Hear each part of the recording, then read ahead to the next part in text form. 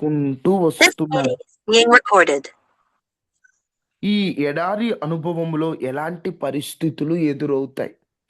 నిన్న కొన్ని విషయాలు మీతో చెప్పాను. ఎడారిలో సర్పములున్నాయి. ఎడారిలో తేళ్ళున్నాయి. సర్పములు అంటే మోసం చేయటం. పాముని ఎంత పెంచుకొని, ఎంత మంచి చేసినా పాము ఎప్పటికైనా పామే. అది కాటు వేయక తప్పదు. మన జీవితంలో కూడా తెలియక పాముల్లాంటి వ్యక్తులను నమ్మాం మనం. ఆ నమ్మిన వ్యక్తులు మన ప్రేమను మర్చిపోయి, మనం చేసినటువంటి సహాయాన్ని మర్చిపోయి, మనల్ని మోసం చేసి పాము కాటు వేసినట్లుగా కాటు వేసేశారు. ఆ కాటును బట్టి మనం అలసిపోయాం. ఇంకసలు ఏ మనిషిని నమ్మకూడదు. ఇక ఏ మనిషిని దగ్గరికి రానివ్వకూడదు. అందరు ఇంతే ఉన్నారు. ఆ ప్రార్థనకెళ్ళే మనిషి ప్రార్థనకెళ్ళిద్దని డబ్బులు ఇప్పిస్తే ఆ మనిషి అలా చేసిందేంటి, ఈ వ్యక్తి ప్రార్థనకెళ్ళేవాడు, ఈ వ్యక్తి మంచోడు అని ఈ వ్యక్తికి సాయం చేస్తే ఈ వ్యక్తి ఇలా చేశాడేంటి, ఆమె అలా చేసిందేంటని వారిని బట్టి, వారు కాటు వేసిన కాటును బట్టి మనం ఒక్కొక్కసారి అలసిపోతా ఉంటాం. కానీ ఈ లోకంలో ఏ ప్రేమలైనా, ఏ సహాయానికైనా స్వార్థం ముడిపడి ఉంటదేమో, కానీ ప్రభువు ప్రేమ వైపు చూస్తూ మనము అలసిపోకుండా ముందుకెళ్ళిపోవాలి. ప్రభువు ప్రేమ వైపు చూస్తూ మనం ఎలాంటి పరిస్థితులు ఎదురైనా, ఎవరు మోసం చేసినా, ఈ లోకంలో ఎవరు నమ్మదగిన వారు కాకపోయినా, నా దేవుడు నమ్మదగిన దేవుడు. ఆయన ప్రేమించే దేవుడు. ప్రాణం తీసిన ప్రేమ కాదు, ప్రాణం పెట్టిన ప్రేమ. గాయం చేసిన ప్రేమ కాదు, గాయాన్ని కట్టిన ప్రేమ. ఈ లోకములో ఉన్నటువంటి ప్రేమల వలె తన స్వార్థాన్ని ఆలోచించినటువంటి ప్రేమ కాదు, నా కోసం తన పరలోకాన్ని విడిచిపెట్టిన ప్రేమ. ఆ ప్రేమ నా యేసయ్య ప్రేమ. ఆ ప్రేమ వైపు నేను చూస్తూ వెళ్ళిపోతానని ముందుకెళ్ళిపోవాలి. కానీ విష సర్పములకు భయపడి ఆగిపోకూడదు. 2, తేళ్ళు. తేళ్ళు అంటే మానసిక గాయాలు. కొన్నిసార్లు మన జీవితంలో కొందరు మనల్ని శరీరంగా గాయం చేస్తే, మరికొందరు మానసికంగా మనల్ని గాయం చేస్తారు. ఆ మనుషుల మానసిక ఆ, గాయములను బట్టి దేవునికి మనం దూరం అయిపోకూడదు, అలసిపోకూడదు. ఎందుకంటే మనుషులు మాటలు గాయపరుస్తాయి, మనుషుల ప్రవర్తన గాయపరుస్తుంది, మనుషులు గాయపరిచేవారు. కానీ మన దేవుడు గాయములను మాన్పువాడు, గాయములను కట్టువాడు, గాయముల నుండి బాగు చేయువాడు. అందుకని పాములను బట్టి, తెల్లను బట్టి అలసిపోకూడదు. ఆ తర్వాత మీకు మూడవది చెప్పాను, కొరతలు, కొదువలు. నీరు లేక వారు ఎడారిలో ఇబ్బంది పడ్డారు. ఈరోజు నీ జీవితంలో కూడా నీరు లేనటువంటి పరిస్థితులు, అంటే నీ అక్కరలు తీరని పరిస్థితులు ఎదురవుతున్నా కూడా నీవు వాటిని బట్టి నువ్వు కృంగిపోవద్దు, నువ్వు కలవరపడిపోవద్దు. వాటిని బట్టి నువ్వు వెనకడుగు వేయొద్దు. నీ దేవుడే నిన్ను పోషిస్తాడు, నీ దేవుడే నిన్ను నడిపిస్తాడు అని 3 అరణ్య అనుభవాలు నిన్న మీతో పంచుకున్నాను. ఇప్పుడు మరికొన్ని ఎడారి అనుభవాలు, మరికొన్ని ఎడారి అనుభవాలు మీతో పంచుకుంటాను. ఇజ్రాయేలీలు నడిచినది ఎక్కువగా ఎడారే. అరణ్యం అని అక్కడ రాయబడింది, కానీ నిన్న క్లారిటీగా చూపించాను. ఆ హెబ్రీ భాషలో ఉన్న ఆ మాట యొక్క తర్జుమాను బట్టి ప్రాముఖ్యంగా వారు నడిచింది ఎడారి అనుభవమే. ఎడారి అనుభవంలో వారికి ఎలాంటి పరిస్థితులు ఎదురయ్యాయి అంటే చూడండి, 8వ అధ్యాయం ద్వితీయోపదేశకాండం 2వ వచనం చదవండి. ద్వితీయోపదేశకాండం 8వ అధ్యాయం. మరియు ఆ నీవు ఆయన ఆజ్ఞలను గైకొందువో లేదో, మరియు నీవు ఆయన ఆజ్ఞలను గైకొందువో లేదో, నిన్ను శోధించి నిన్ను శోధించి నీ హృదయములోనున్నది నీ హృదయములోనున్నది తెలుసుకొనుటకు తెలుసుకొనుటకు నిన్ను అనొచ్చు నిమిత్తమును నిన్ను అనొచ్చు నిమిత్తమును అరణ్యములో అరణ్యములో ఈ 40 సంవత్సరములు 40 సంవత్సరములు నీ దేవుడైన యెహోవా నిన్ను నీ దేవుడైన యెహోవా నిన్ను నడిపించిన మార్గమంతటిని నడిపించిన మార్గమంతటిని జ్ఞాపకము చేసుకొను. జ్ఞాపకం చేసుకో. ఎందుకు 40 సంవత్సరములు దేవుడు నడిపించాడు? వారిని 40 సంవత్సరములు అరణ్యములో, తర్జుమాలో ఎడారిలో, అరణ్య ఎడారిలో ఎందుకు వారిని నడిపించవలసి వచ్చిందంటే, నా ఆజ్ఞలను గైకొందువో లేదు అని దేవుడు శోధించి వాళ్ళ హృదయములో ఉన్నది తెలుసుకొనుటకు. అసలు వీళ్ళు నిలబడతారా లేదా, నా ఆజ్ఞలు అనుసరిస్తారా లేదా అని పరీక్షకై దేవుడు వారిని 40 సంవత్సరములు నడిపించాడంట. చరిత్రకారులు చెబుతారు, వారు గనుక స్ట్రైట్గా వెళ్ళిపోతే దాదాపు 11 రోజులు, 3 నుండి 11 రోజుల లోపే వారు వెళ్ళిపోవచ్చట. కానీ ఎందుకు 40 సంవత్సరములు దేవుడు నడిపించాడు అంటే, వారు ఆజ్ఞలు గైకొందురో లేదు ఒక పరీక్ష. ఆ పరీక్షకై దేవుడు వారిని ఎడారిలో నడిపించాడు. ఈరోజు నీ జీవితంలో కూడా కొన్ని వెంటనే దేవుడు ఇవ్వగలడు, కొన్ని వెంటనే దేవునికి ఇవ్వగలిగిన సామర్థ్యం ఉంది. అయినా దేవుడు ఆలస్యం చేస్తున్నాడు. దేవుడికి అసాధ్యమైనది ఏమీ లేనప్పుడు దేవుడు వెంటనే ఇచ్చేయచ్చు కదా బ్రదర్. ఇంత ఇబ్బంది పడుతున్నాం కదా, మేము కోరుకున్నది వెంటనే ఇవ్వచ్చు అంటే దేవుడు ఇస్తాడు, కానీ ఇచ్చే ముందు పరీక్షిస్తాడు. ఎందుకంటే ఆ ఇచ్చేది నువ్వు జీవితకాలం అనుభవిస్తావు. ఆ ఇచ్చే ముందు నిన్ను పరీక్షించి అసలు నువ్వు ఎలా ఉన్నావు, దేవుని ఆశీర్వాదాన్ని పొందుకొనుటకు అర్హత కలిగిన వ్యక్తివేనా, ఆయన ఆజ్ఞలను నువ్వు సరిగ్గా ప్రవర్తించే వ్యక్తివేనా, దేవుని మాటలకు లోబడే వ్యక్తివేనా, నువ్వు ఎలా ఉన్నావని తెలుసుకోవడానికి దేవుడు కొన్నిసార్లు ఏం చేస్తాడంటే పరీక్షించి ఆలస్యం చేస్తుంటాడు. ఎడారి అనుభవం అంటే పరీక్షిస్తూ ఆలస్యం చేసే అనుభవం. ఈ పరీక్షలో దేవుడు విడిచిపెడతాడా? ఈ పరీక్షలో దేవుడు వదిలిపెడతాడా? పరీక్షిస్తున్నా ఇప్పుడు వారి దేవుని ఆజ్ఞలు వింటారో లేదో అన్ని సంవత్సరాలు నడిపించానని తన వాక్యం ద్వారా దేవుడు చెప్పాడు. అలా అని చెప్పి వారిని ఎడారిలో చీకటిలో వదిలేశాడా? చెప్పాలి. వదలలేదు బ్రదర్. వదలలేదు. వారిని ఎడారిలో అసలు నిజం చెప్పాలంటే ఎడారిలో అంతమంది ఎలా నడిచారండి? అన్నాళ్ళు నడిచారు. ఎలా నడిచారు అంటే వారి పైన మేఘము వెళ్ళే కొద్దీ ఆ మేఘ నీడలో వారు ప్రశాంతత పొందారు. ఈరోజు దేవుడు ఆలస్యం చేస్తున్న నీ జీవితంలో ఆయన మేఘపు నీడలో నిన్ను నడిపిస్తుంటాడు. ఎడారి అనుభవమే, కానీ పైన ఏముంది? మేఘం ఉంది. మేఘం ఉంటే, పైన మేఘం ఉంటే కింద ఆ ఎడారి అనుభవములో కూడా ఎండ ఉండదు. ఎందుకంటే పగలు మేఘ స్తంభమై మళ్ళీ రాత్రి చీకటి పడితే ఎక్కడ ఇబ్బంది అగ్ని స్తంభమై. ఎంత గొప్ప దేవుడు అంటే అండి, ఇప్పుడు 40 సంవత్సరములండి, మీకు ఇంకా అర్థమయ్యేటట్టు చెప్తాను. లాస్ట్ ఇయర్ కొనుక్కున్నటువంటి బట్టలు ఈ సంవత్సరానికి వచ్చేసరికి కాస్తో కోస్తా అయినా మనం కొంచెం పెరిగామనుకోండి బిర్రవుతాయా అవ్వా? ఇప్పుడు మీరు 40 సంవత్సరములట, కానీ వాళ్ళ చెప్పులు తెగలేదు, బట్టలు అదేంటి? 40 సంవత్సరములు కదా.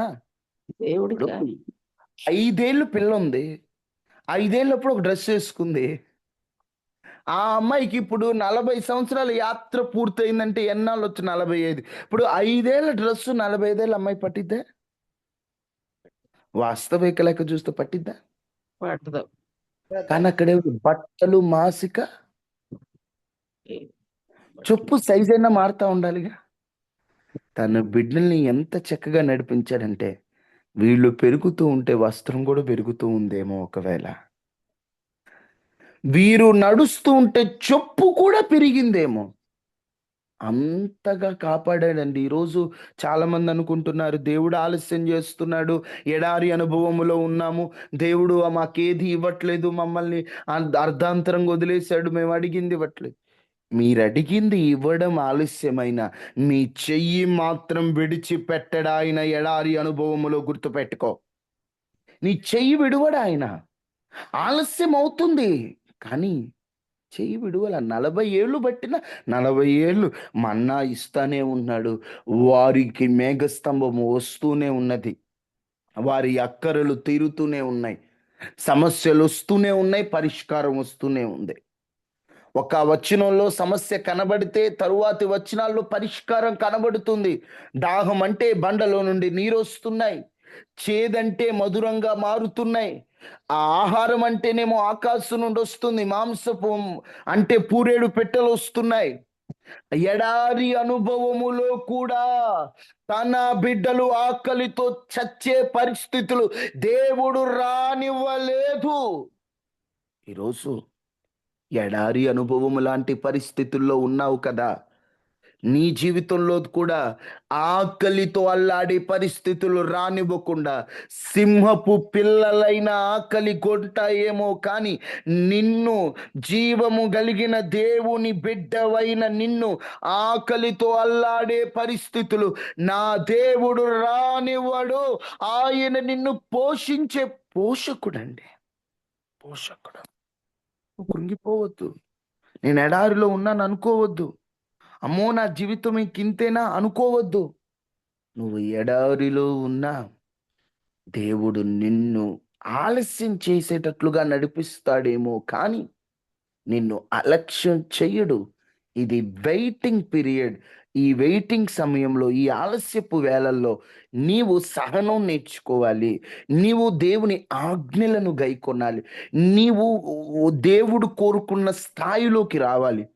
అంతే తప్ప దేవుడు మేలు చేయట్లేదని విసిగి అలసిపోవద్దు. చాలామంది ఇక్కడే అలసిపోతున్నారు. ఏ మేలు చేయట్లేదు, ప్రార్థన చేసి అలిసిపోయాం. ఎన్నాళ్ళు ప్రార్థన చేసావు? 2 సంవత్సరాలు చేశానండి, 10 సంవత్సరాలు చేశానండి. జార్జ్ ముల్లర్ అని ఒక ఆయన తన స్నేహితుడి మారు మనసు కొరకు 32 సంవత్సరాలు ప్రార్థన చేశాడంట. మారు మనసు కొరకు అంత పెద్ద భక్తులు దినమునకు అన్ని మారులు ప్రార్థించి ప్రపంచానికి సువార్త చెప్పిన భక్తులే ఒక్కడి మారు మనసు కొరకు 32 సంవత్సరాలు ప్రార్థన చేయాల్సి వచ్చిందంటే మనం ఇంకెంత చేయాలో ఆలోచించండి. ఒకటి గుర్తుపెట్టుకొని, మనం చచ్చిన ప్రార్థన చావదు, అది గుర్తుపెట్టుకొని ప్రార్థించండి ఏదైనా. అంతే అంతే తప్ప దేవుడు వినట్లేదు, దేవుడు విడిచిపెట్టాడు అనుకోవద్దు. ప్రార్థన చావదు, ఎందుకంటే ప్రార్థనకు మరణం లేదు. ఎందుకు ప్రార్థనకు మరణం లేదంటే ప్రార్థన ఆలకించే ఓడికే మరణం లేదు. మరణపు ముళ్ళును విరిచిన వాడు ఆయన. ఆయన దగ్గరికి పోయింది ఇంకా ఆ రిక్వెస్ట్కి ఇక మరణం ఎట్లుంటది? ఆయన దగ్గరకు పోయినప్పుడు ఆయన చూసుకుంటాడు కదా. ఈరోజు ఆలస్యం అవుతుందని కృంగిపోతున్న వారలారా, దేవుడు మాకేం జవాబు ఇవ్వట్లేదని అనుకుంటున్న వారలారా, మేము ఎంత ప్రార్థన చేసినా మాకే కార్యం జరగట్లేదు అనుకుంటున్న వారులారా, దేవుడు కావాలని ఆలస్యం చేస్తున్నాడేమో. దేవుడు తగిన సమయమందు ఆయన ఇచ్చేంత వరకు, ఆ కార్యానుకూలమైన సమయం వచ్చేంత వరకు ఓపికతో ఎదురు చూడు. విసుగొద్దు, విసుగొద్దు, విసుగక ప్రార్థించు. ఒక మూర్ఖుని దగ్గరికి విధవరాలు వచ్చి పదే పదే అడిగితే ఆమె పదే పదే వస్తుందని మూర్ఖుడు మనస్సే మారుతుంది. నేను ఏర్పరచుకుని నా ప్రజలు దీవారాత్రములు మొరపెడుతుంటే నేను ఆలకింపనా అంటాడు దేవుడు. నేను ఆలకింపనా? దీవరాత్రులు తెల్లవారుజామునే లేచి నిద్రొస్తున్న నిద్రాపుకొని ముఖం కడుక్కొని ప్రార్థనలో కూర్చొని దేవా తండ్రి నాయనా అయ్యా ప్రభువా అనుకుంటూ మొర పెడుతున్న నీ మొరలు ఆయన చూడడా? ఆయన వినడా? ఆయన ఆలకించడా? ఎడారి అనుభవంలో ఉన్నావు, కాస్త ఆలస్యమైనట్లుంటది, కానీ దేవుడు అలక్ష్యం చేయడు. ఎడారి అనుభవంలో ఏమైంది? ఆలస్యం అయిపోయింది. ఇక ఎడారి అనుభవాలు ఎలా ఉంటాయి? ఏలియా సందర్భాన్ని జ్ఞాపకం చేసుకుంటే చదవద్దు, జస్ట్ గుర్తుపెట్టుకోండి. 19 మొదటి రాజులు 19:4 ఎడారిలో ఉన్నాడు, ఎవరూ లేరనిపిస్తుంది, ఒంటరితనం. ఎడారి అనుభవం అంటే ఇప్పుడు ఎడారిలో ఇప్పుడు మీకు అర్థమయ్యేటట్టు చెప్పాలంటే రోడ్డు మీదకి వస్తే ఎవరో ఒకరు కనిపిస్తారు, హాయ్ హలో అని చెప్పొచ్చు. అడవిలోకి పోతే కాస్త జంతువులైనా కనిపిస్తాయి, కానీ ఎడారిలో ఎవరుంటారు? ఎవరైనా ఉంటారు ఎడారిలో? ఎడారిలో ఇల్లు కట్టుకుని ఉంటారు ఎవరైనా? ఎడారి అనుభవం అంటే ఏంటి? ఒంటరి అనుభవం. ఈరోజు నీ జీవితంలో కూడా ఒంటరి అనుభవాల మధ్య వెళ్తున్నావా? అలసిపోతున్నావా? ఒంటరి బ్రదర్, నాకు ఎవరూ లేరయ్యా. కొంతమంది అయితే నేను అందరూ ఉన్న ఒంటరినయ్యా, నన్ను అర్థం చేసుకునే ఆప్తులు ఎవరు లేరయ్యా, ఒంటరిదాన్నయ్యా, ఒంటరినయ్యా, నేను ఒంటరిగా వెళ్తున్నానయ్యా అని నువ్వు అనుకుంటున్నావా? అమ్మా నేను ఒక్క మాట చెప్తాను, గుర్తుపెట్టుకో. నీవు ఒంటరివి కాదమ్మా. ఈ సృష్టిని సృష్టించిన సృష్టికర్త నీతో ఉన్నాడు. ఒక్కొక్కసారి జీవితంలో దేవుడు మనల్ని అకస్మాత్తుగా ఒంటరి అనుభవాల్లోకి నడిపిస్తాడు. చుట్టూ అందరుంటారు, కానీ మనసుకు దగ్గరగా ఎవరుండరు. ఎవరికో ఒకరికి చెప్పుకోవాలనిపిస్తుంది, కానీ ఎవరికి చెప్పుకోవాలో కూడా అర్థం కాదు. ఒంటరిదాన్ని, ఒంటరోడిని, నాకెవరు లేరు అని ఒక తెలియని లోన్లీనెస్, ఏకాంతంగా నీలో నువ్వే కృంగిపోతూ కృంగిపోతూ కృంగిపోతూ ఇంకెందుకురా ఈ బ్రతుకు అనే విధంగా నువ్వు ఒంటరిదానివైపోయావా? ఒంటరోడివైపోయావా? ఒక మాట గుర్తుపెట్టుకున్నమ్మా, అకస్మాత్తుగా ఒంటరిగా చేయబడ్డావంటే దేవుడు నిన్ను హెచ్చించబోతున్నాడనే అర్థం. బైబిల్లో ఒక చక్కటి మాట ఉంటది, వారిలో ఒంటరైన వాడు 1000 మందగును, బలహీనమైన వాడు బలమైన జనమగును. ఏలియా ఎంత గొప్ప ప్రవక్త అంటే, ఆకాశము నుండి అగ్నిని దింపినవాడు, వర్షాన్ని ఆపినవాడు, రప్పించినవాడు, మరణము లేకుండా దేవుని రాజ్యమునకు వెళ్ళినవాడు. అటువంటి భక్తునికి కూడా ఒంటరి అనుభవం తప్పలేదు. ఈరోజు ఒంటరి అనుభవాలు ఎదురయ్యాయంటే నువ్వేదో పొరపాటు చేసినట్లు కాదు. ఒంటరి అనుభవాలు ఎదురయ్యాయంటే దేవుడు నిన్ను విడిచిపెట్టినట్టే కాదు. ఒంటరి అనుభవాలు ఎదురయ్యాయి అంటే దేవుడు నీ చెయ్యి విడిచిపెట్టినట్లు కాదు. అది కూడా దేవుడు నడిపించే ఓ ఉన్నత అనుభవం. అర్థమవుతుందా తల్లి? అది కూడా దేవుడు నడిపించే ఒక ఉన్నత అనుభవం. ఒంటరితనం ఉన్నతమైన అనుభవం అంటే దేవుడు ఒక్కొక్కసారి మాట్లాడాలంటే ఒంటరి అయిపోవాలి. అందరూ చుట్టూ ఉన్నారనుకోండి, దేవుని స్వరాన్ని మన మనస్సు వినలేదు. ఇప్పుడు నా చుట్టూ అందరూ ఉన్నారనుకోండి, ఆళ్ళతో మాట్లాడుతూ నేను బిజీగా ఉంటా. ఇప్పుడు నేను అందరూ నా చుట్టూ ఉంటే, యేసయ్య నా తండ్రి అని ఆయన్ని కలవరిస్తూ, ఆయన గురించి ఆలోచిస్తూ, ఆయనతో ఎక్కువసేపు మాట్లాడలేను. చుట్టూ వాళ్ళు ఉంటారుగా. ఇప్పుడు అందరూ ఎళ్ళిపోయారు. ఇప్పుడు ఒక్కొక్కసారి నేను అమ్మమ్మ వాళ్ళ ఊరు, అమ్మ వాళ్ళు ఎళ్ళిపోయినప్పుడు ఒక్కడినే మిగిలిపోతాను.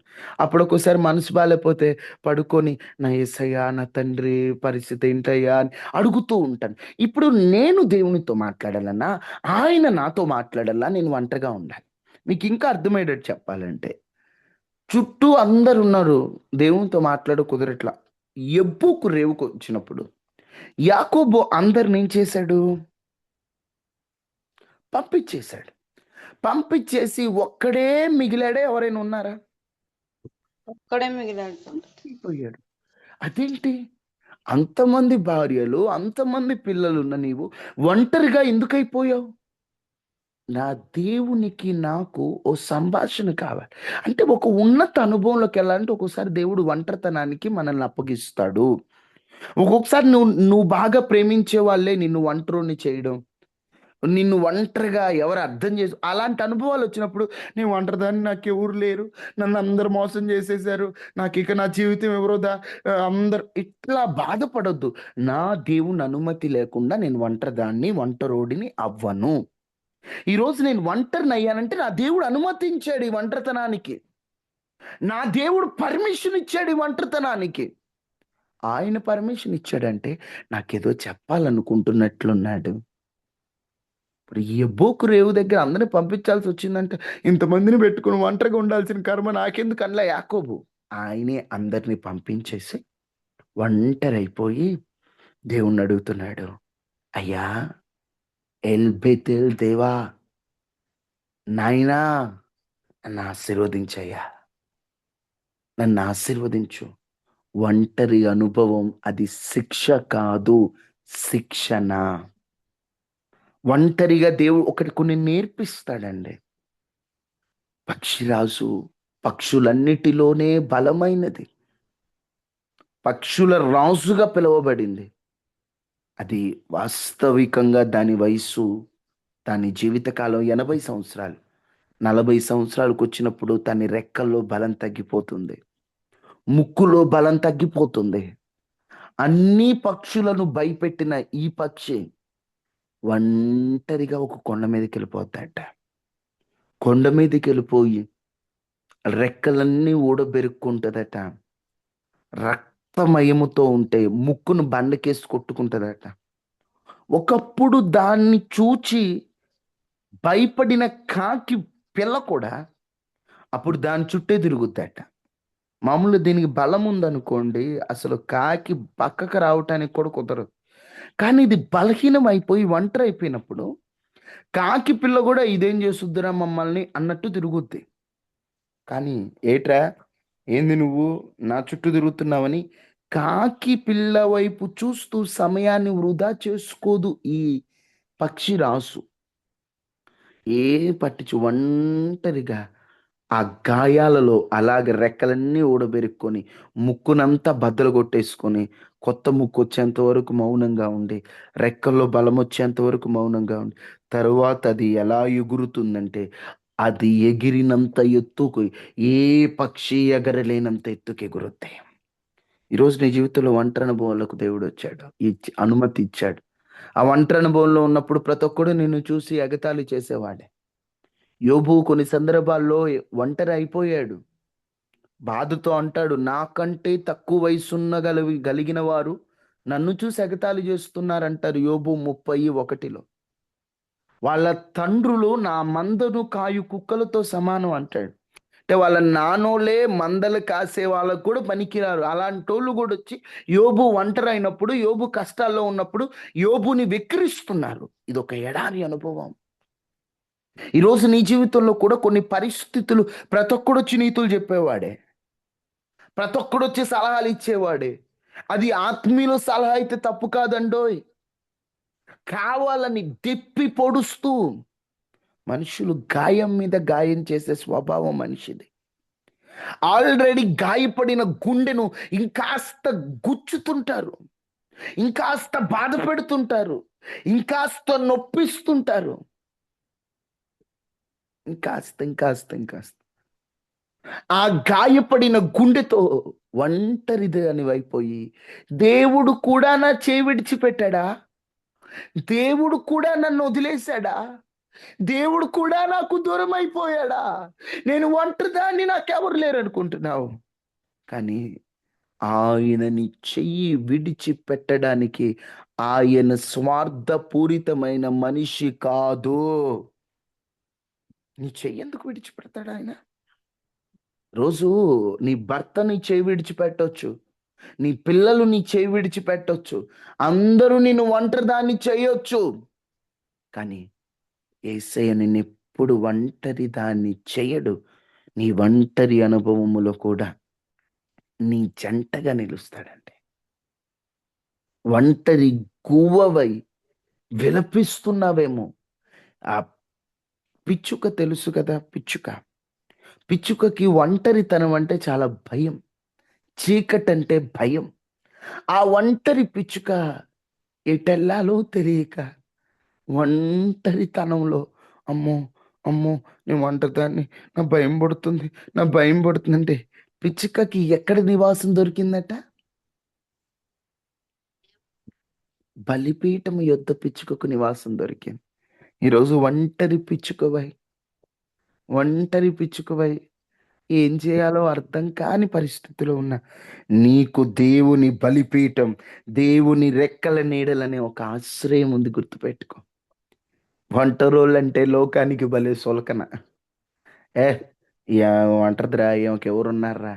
అరే ఈ కుటుంబం ఒక్క కుటుంబమేరా, అరే వీళ్ళు ఒక్కింటోళ్ళేరా, వీళ్ళు ఒంటరోళ్ళంటే భలే చులకన. కానీ ఒంటరి వాళ్ళంటే దేవునికి ప్రేమ. ఎందుకంటే వాళ్ళు ఒంటరిగా ఉన్నారు, వాళ్ళ దగ్గరికి వెళ్ళిపోవాలి. నేను ఎప్పుడు అంటానండి, ఒంటరితనంలో నువ్వు ఉంటే ఎవరు చూసి అయి చూడనట్లుగా వెళ్ళిపోవచ్చు, కానీ నీ ఒంటరితనాన్ని చూసి దేవుడు తట్టుకోలేడు. అమ్మో! నా బిడ్డ ఒంటరిగా ఉంది, నేను వెళ్ళాలి. ఇప్పుడు మీకు అర్థమయ్యేట్టు చెప్తానమ్మా. మీ చిన్న పిల్ల, 5 సంవత్సరాల పిల్ల ఇంట్లో ఒక్కదాన్ని వదిలిపెట్టి వచ్చారనుకో, ఒకదాన్ని వదిలిపెట్టి బజారుకి వచ్చారనుకో, చిన్నగా వెళ్దాంలే సాయంత్రానికి అనుకుంటారా? హడావుడిగా పని చూసుకొని వెళ్తారా? తొందరగా వెళ్ళిపోతుంటాను. ఎందుకలా?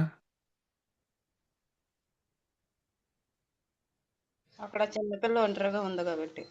ఇక్కడ చిన్నపిల్ల ఒంటరిగా ఉంది. ఆ చిన్నపిల్ల ఒంటరిగా ఉంటే మీరు తట్టుకోగలరమ్మా ఒక తల్లిగా? ఒప్పుకోలేను. తట్టుకోలేరు. ఎందుకు? నా బిడ్డ ఒంటరిగా ఉంది. నేను లేకపోతే నా బిడ్డ ఏమైపోద్దో? ఒంటరిగా శత్రువు వస్తాడో, ఏమైద్దో? ఎన్ని తప్పుడు ఆలోచనలు వచ్చేస్తాయండి కాసేపటికి. అమ్మా, కన్న తల్లివి నీకే నీ బిడ్డ మీద అంత ప్రేమ ఉంటే, కన్నాడు, కొన్న దేవుడు నిన్ను ఒంటరిగా విడిచిపెడతాడా? నువ్వు అనుకోవచ్చు నేనేం చిన్నపిల్ల కాదుగా. దేవుని దృష్టిలో నువ్వు ఎప్పుడు చిన్నపిల్లవే. ముదిమి వచ్చే వరకు నిన్ను ఎత్తుకుంటానంటే ఆయన నిన్ను ఎట్ట చూస్తున్నాడు? చెప్పండమ్మా. ఆయన ఎలా చూస్తున్నాడు నిన్ను? చిన్నపిల్లలానే చిన్న చూస్తున్నాడు. ఎందుకంటే అంత ప్రేమ ఆయనకి. అలాంటి ప్రేమ కలిగిన దేవుడు నిన్ను ఒంటరిగా విడిచిపెడతాడా?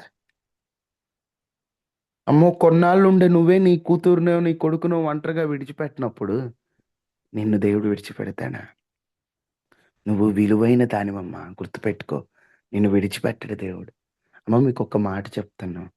ఒక రూ. 50 పెట్టి ఒక వాటర్ బాటిల్ కొనుక్కున్నారమ్మా. వాటర్ బాటిల్ కొనుక్కున్నారు. ఎవరైనా వచ్చి వాటర్ బాటిల్‌లో వాటర్ తీసుకొని ఎళ్లారు. బాటిల్ ఇవ్వట్లేదు.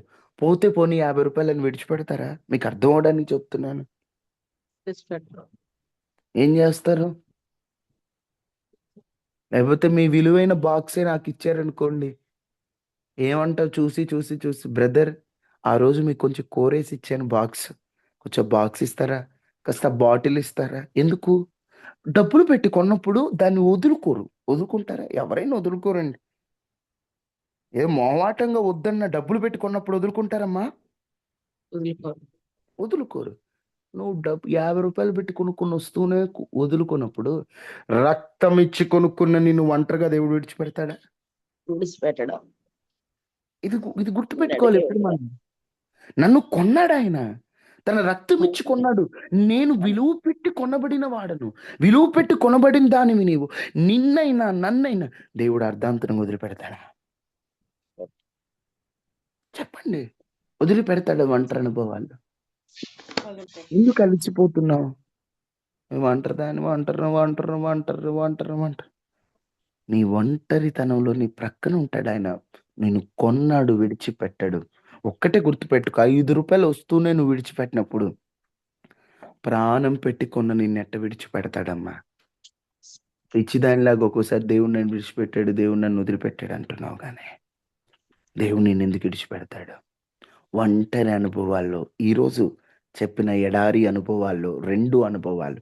ఒకటి ఆలస్యం అవుతుందన్న అనుభవం. రెండు ఒంటరైపోతున్నాను ప్రభు. ఈ రెండిటి వల్ల నీ ప్రాణం అలిసిపోయిందేమో. ఈ యొక్క ఉదయకాలాన్నే దేవుని పాదాలు పట్టుకొని, అయ్యా నిజమేనయ్యా, నేను ఒంటరితనాన్ని బట్టి అలిసిపోయాను, ఆలస్యాన్ని బట్టి అలిసిపోయాను. నాకు ధైర్యం చెప్పి నా ఒంటరితనంలో నా చేయి విడువనని చెప్పావయ్యా. నా ఒంటరితనంలో నా పక్షమున ఉంటానని చెప్పావయ్యా. నా ఒంటరితనంలో నన్ను విడువనని చెప్పావయ్యా. నీకంటే నమ్మదగిన వారెవరున్నారయ్యా? నిజమే కదయ్యా!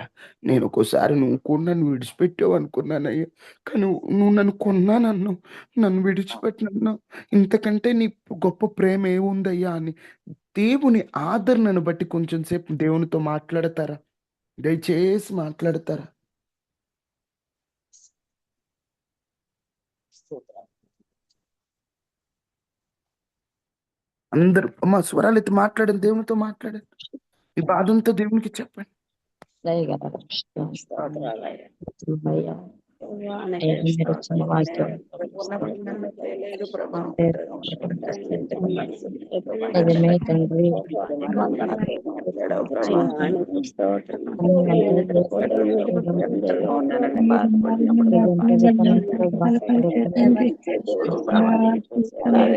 ఈ వాక్యము మాకు ఆశ్రయం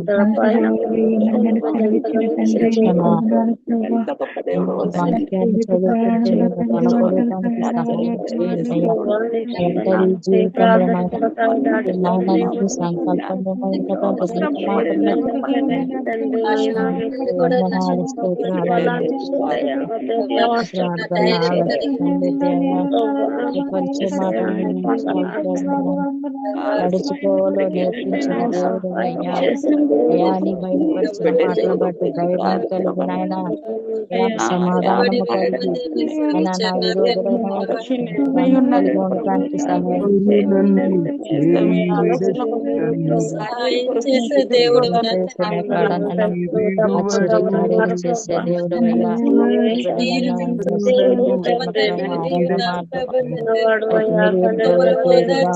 నడిపించి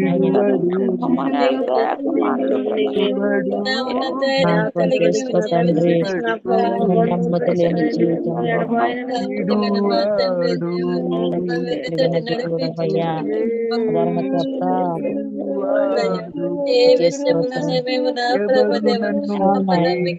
ఉదాహరణ తప్ప నువ్వే చేస్తావు. పాదాల చెంత చేరిన ఎంత మాత్రము త్రోసివేయడాడని దేవుడు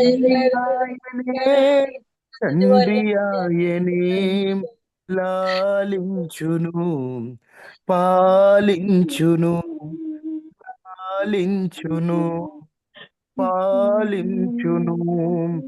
ఎవరు నన్ను చేయి విడచినన్ చేయి విడువడు. ఎవరు నన్ను చేయి విడచినన్ యేసు చేయి విడువడు. ఎవరు నన్ను చేయి విడచినన్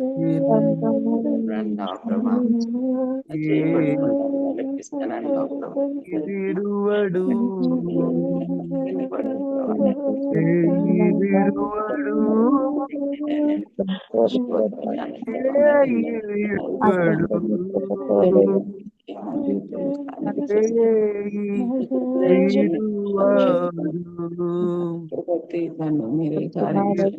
చేయి విడువడు.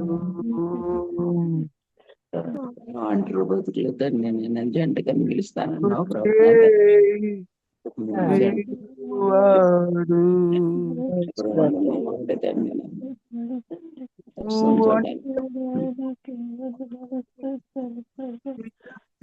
సమయాన ఓదార్చువారే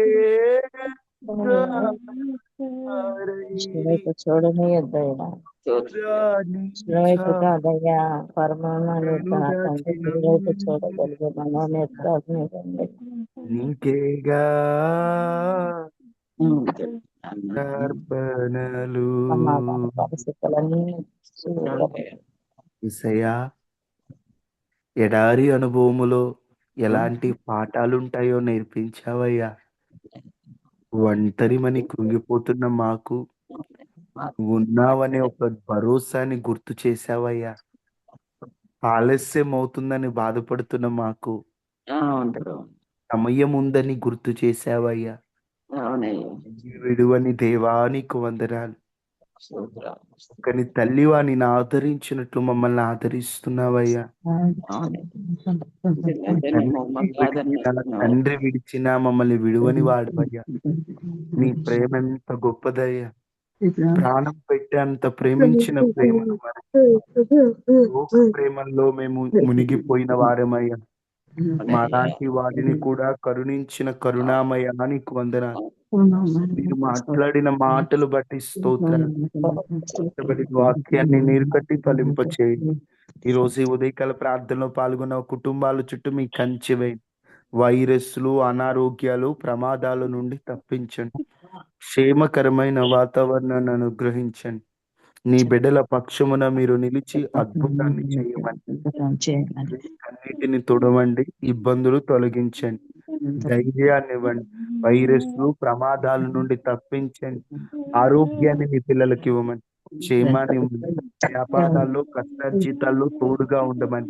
అయ్యా తండ్రి, ప్రతి ఒక్కరి సమస్యలు మీరు ఎరిగి గొప్ప కార్యము చేసి, సమస్యలు మీరు పరిష్కారం ఇవ్వమని, సమస్య తీర్చమని అయ్యా మీరు సహాయం చేసి ప్రతి ఒక్కరి పక్షమున మీరుండి గొప్ప కార్యం చేయమని ఏ శక్తి కలిగి నామములో అడిగి వేడుకొని ఉన్నాము తండ్రి.